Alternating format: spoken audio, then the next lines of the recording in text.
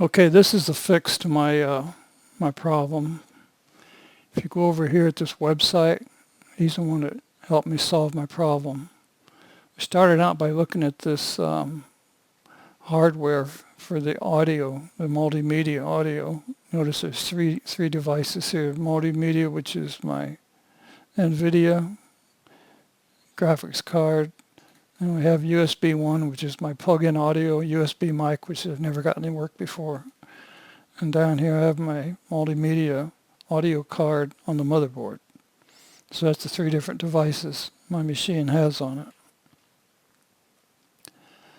So I could see all of those, therefore he said, well then PulseAudio, kill it with a -K and then restart it.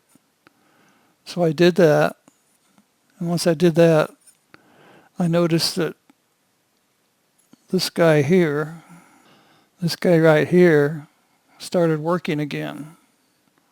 When I put it in ALSA, it started working. Before it wasn't working with PulseAudio.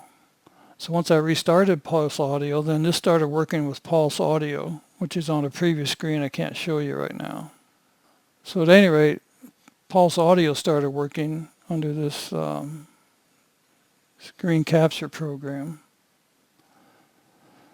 So then I went ahead and started up Resolve.